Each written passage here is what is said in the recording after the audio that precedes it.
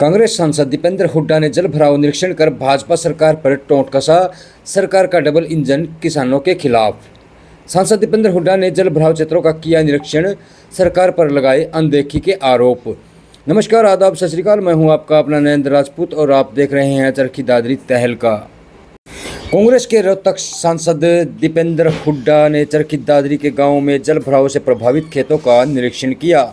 वहीं गांव निमली में सरकारी स्कूल में भी पहुंचे और पानी निकासी को लेकर सरकार पर अनदेखी के आरोप लगाए।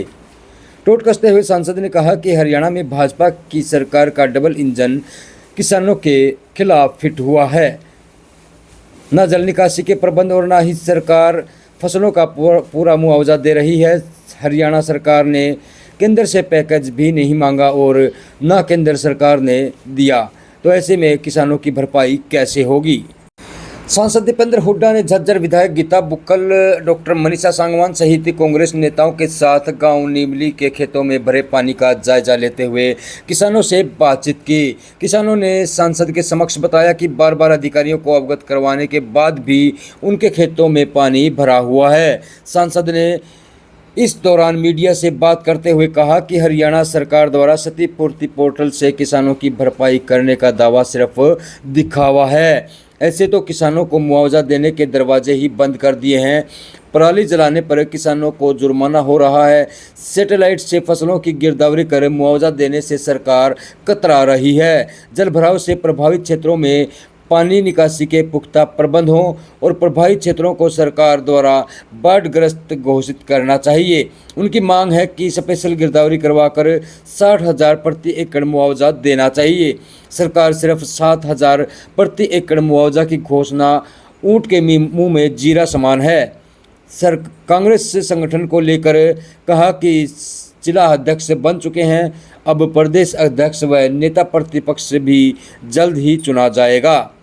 तो खबर कैसी लगी, कमेंट बॉक्स में अपनी राय प्रतिक्रिया जरूर दें। वीडियो पसंद आए तो चैनल को सब्सक्राइब और वीडियो को शेयर जरूर करें।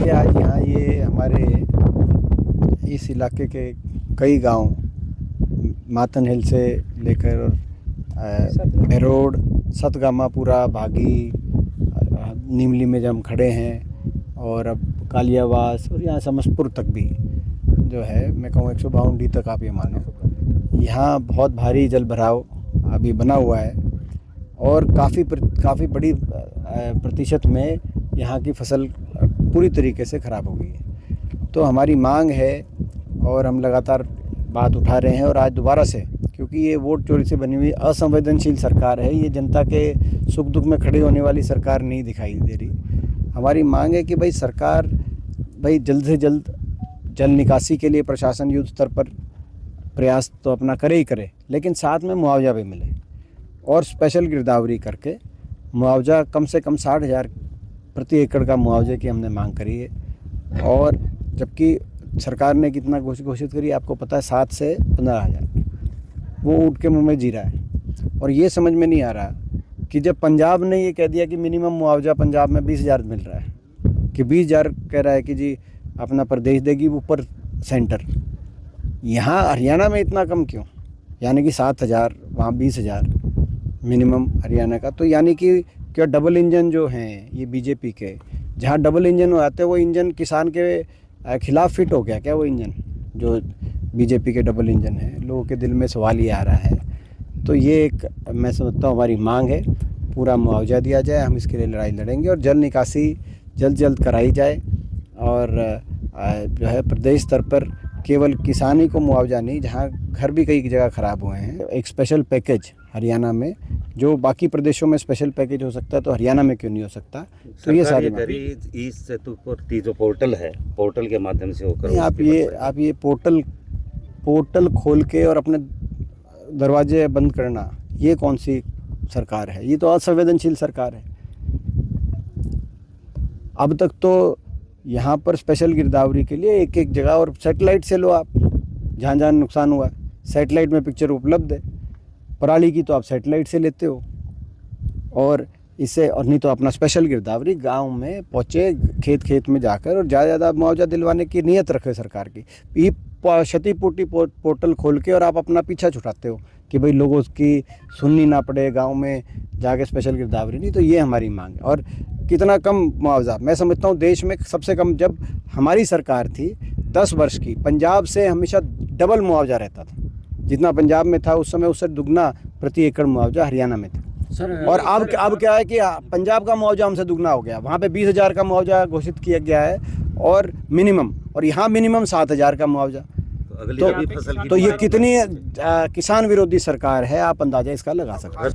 आपने सही कहा, लगभग ये जो जहाँ मैं खड़ा हूँ, ये जो इलाका, ये जो सतगामा की बात हो या ये सारे जो आसपास के हमारे 10-20 गांव में जो प्रभावित हैं इस क्षेत्र से, इस जल भराव में, इसमें तो लगभग ऐसा भी है कि अगली फसल की भी उम्मीद बहुत जगह कम दिखाई दे रही है। चक्कर काटने लग रही है। एक हफ्ते से मोटर, ये संवेदनशीलता है कि मोटर लेके, कहीं मोटर नहीं है, कहीं पाइप नहीं पहुंची, कहीं बिजली की लाइन नहीं जुड़ी, और तो अब कैसे होगा, कहीं पंप सेट की दिक्कत है। तो ये एक जो है, सरकार ने जिस रूप से जल भराव से निकासी के लिए युद्ध स्तर पर प्रयास करने चाहिए थे। मुख्यमंत्री को तो प्रदेश स्तर पर भी एक कमेटी बनानी थी, जिला स्तर पर कमेटी होनी चाहिए थी, लेकिन नहीं हुआ। और अब जो है, जो स्थिति है, और ख़ास तौर पे आज ये आप ये पूछेंगे कि मैं इन 4 गाँव में क्यों आया हूँ विशेष तौर, बाकी तो सारे अपने इलाके में पानी है, आपको पता हर गाँव, लेकिन यहाँ पर ज़्यादा समस्या है। तो उसकी तरफ ध्यान आकर्षित करने के लिए कि सरकार का, प्रशासन का ध्यान इस तरफ आकर्षित दिया गया है, क्योंकि वहाँ पे जो सरकारें हैं ये बीजेपी की सरकारें नहीं हैं। उत्तराखंड के लिए जो जितना दिया गया उतना नहीं दिया गया। तो ये इस चीज़ में भी जो भेदभाव करे सरकार, क्योंकि राजधर्म में तो इंसानियत है, वो तो हर जगह ही बराबर होना चाहिए। मगर हरियाणा की तो ऐसी सरकार है, इन्होंने पैकेज भी नहीं मांगा, ना इनने मांगा ना उनने दिया। तो यहाँ पे तो हरियाणा में तो मतलब जो है, मैं समझता हूँ कि ये जो सरकार है नायब सिंह की जी सरकार, ये एक विफल सरकार साबित हुई है। कांग्रेस का संगठन बन गया, प्रदेश अध्यक्ष कब तक ले गए नेता पद? जल्दी हमारा जो है संगठन जो स्टेप बाय स्टेप हमने आगे कदम बढ़ाए हैं, और अभी जिलाध्यक्ष बने हैं, और प्रदेश अध्यक्ष, और जो नेता विपक्ष है वो भी जल्दी आपको, और कांग्रेस पार्टी, उसके बाद जो ग्रास रूट पे भी जो हमारा संगठन है उसका भी विस्तार जल्दी होता दिखाई देगा।